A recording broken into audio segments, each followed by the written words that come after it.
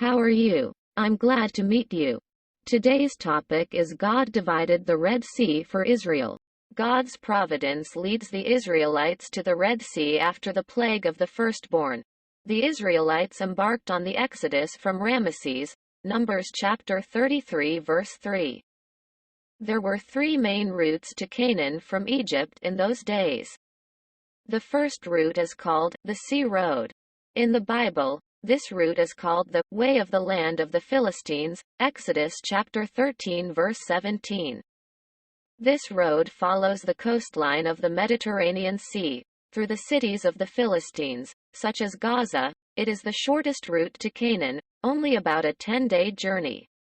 God, however, led the Israelites, who had journeyed from Ramesses, around by the way of the wilderness to the Red Sea, preventing them from taking the way of the land of the Philistines.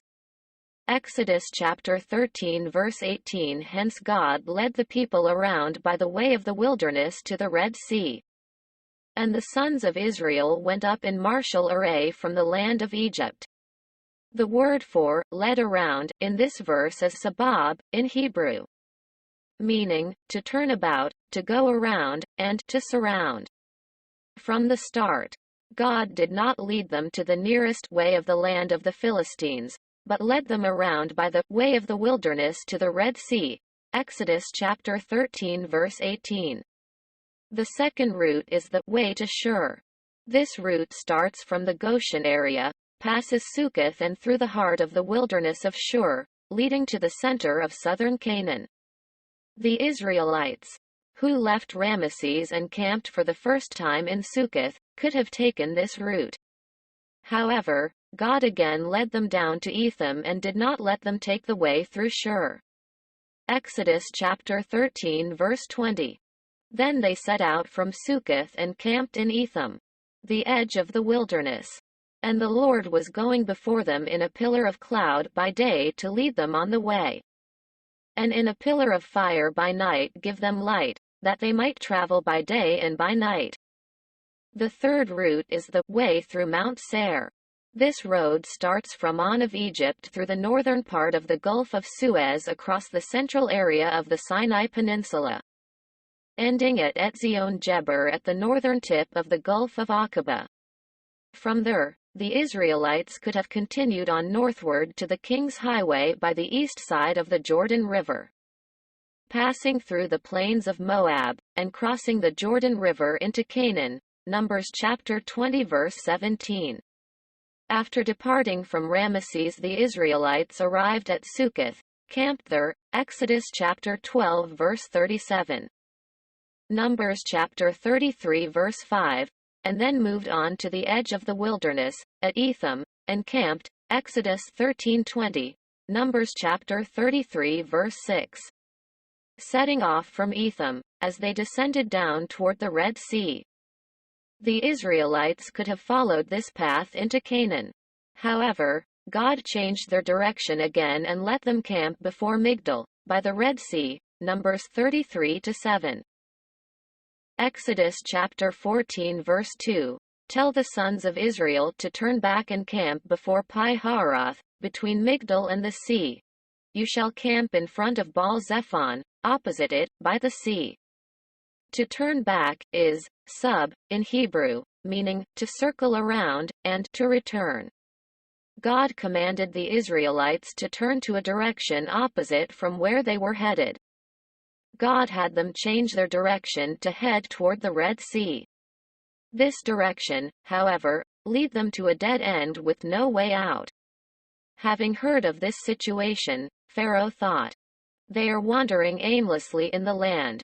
The wilderness has shut them in," and he started chasing after them with his chariots. Exodus 14-4. Why, then, did God not choose the shorter routes to Canaan, but instead continued to change their course or even turned them around, ultimately leading them through the longest route of crossing across the Red Sea and toward the southern part of the Sinai Peninsula? There are two reasons. First, God was concerned that the people may change their minds when they see war and return to Egypt. Exodus chapter 13 verse 17. Now it came about when Pharaoh had let the people go, that God did not lead them by the way of the land of the Philistines, even though it was near. For God said, "Lest the people change their minds when they see war, and they return to Egypt." At that time, the way of the land of the Philistines was the shortest course to Canaan, but God did not lead them through that route.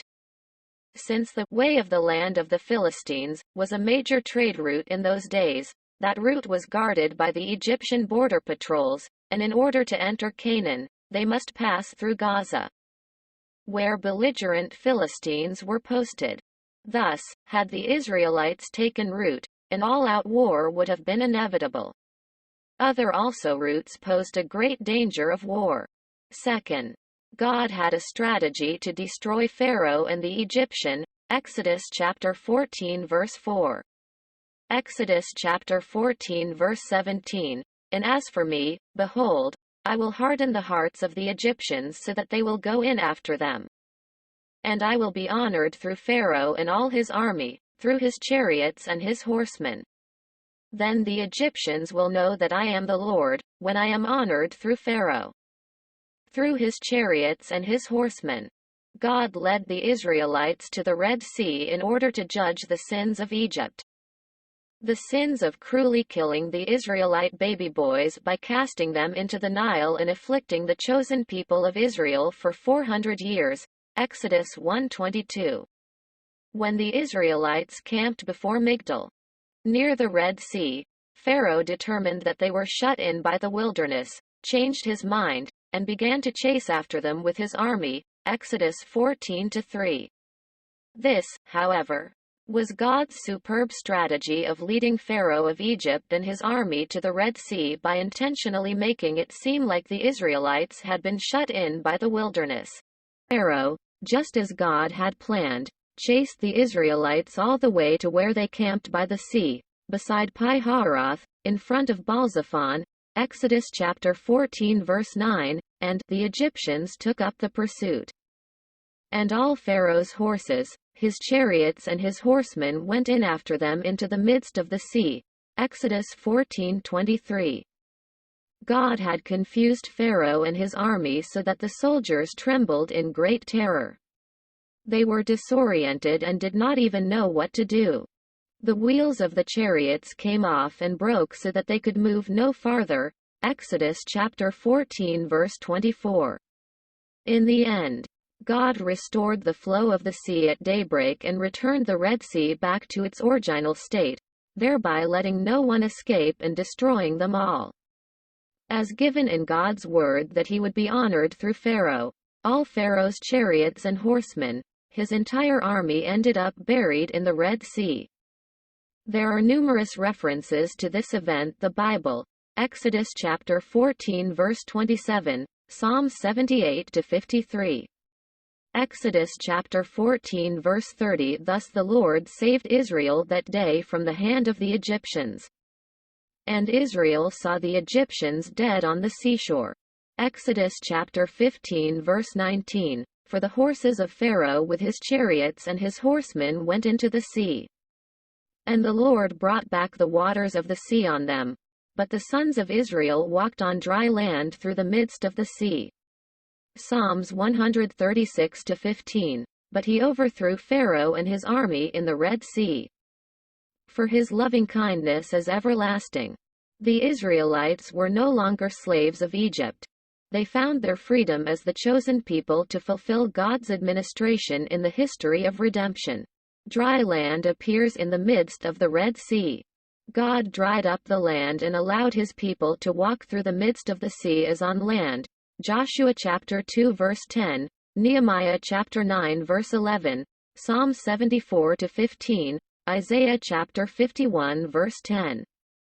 Exodus chapter 14 verse 21. Then Moses stretched out his hand over the sea. And the Lord caused the sea to go back by a strong east wind all that night, and made the sea into dry land, and the waters were divided. So the children of Israel went into the midst of the sea on the dry ground, and the waters were a wall to them on their right hand and on their left. Regretting that he had let the Israelites go, Pharaoh chased after them with his chariots, horsemen, and army. Exodus chapter 14 verse 9. However, God moved his angel and the pillar of cloud behind, placing them between the camp of the Egyptians and the camp of the Israelites. Over the Egyptian camp was cloud and darkness, yet there was light for the Israelites. Thus, the Egyptians could not come near the Israelites all night. Exodus chapter 14 verse 19. Then, God had Moses stretch out his staff over the Red Sea and divide the waters. Exodus chapter 14 verse 21, Psalm 78-13. When Moses stretched out the staff, God's amazing power caused the waters to become walls on both sides, and the sea turned into dry land. Exodus 14:21, Psalms 106-9. According to scientists today, the wind speed needs to be at least 240 miles, 384 kilometers per hour in order for the Red Sea to divide and the water to stand as walls on right and left sides. Exodus chapter 14 verse 22. However, the Bible testifies that it was a blast of breath from God's nostrils. Exodus chapter 15 verse 8, 2 Samuel chapter 22 verse 16, Job chapter 4 verse 9, Psalms 18:15, and his rebuke, Psalms 106-9, Isaiah chapter 50 verse 2, Nahum chapter 1 verse 4, that divided the Red Sea. Even thought the ground beneath the Red Sea had been wet for thousands of years. It dried up immediately when God caused a strong east wind by the blast of his nostrils and his rebuke. Thus, the Israelites were able to walk on dry land through the divided sea. That is, the earth in the midst of the sea. Exodus chapter 14 verse 21.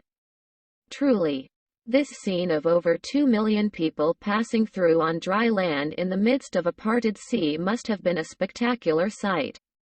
As the Israelites escaped from Egypt, crossed the Red Sea, and were liberated from slavery in Egypt, saints, too, can escape from the sinful world like Egypt and find liberation from the bondage of sin only through the baptism of Jesus Christ.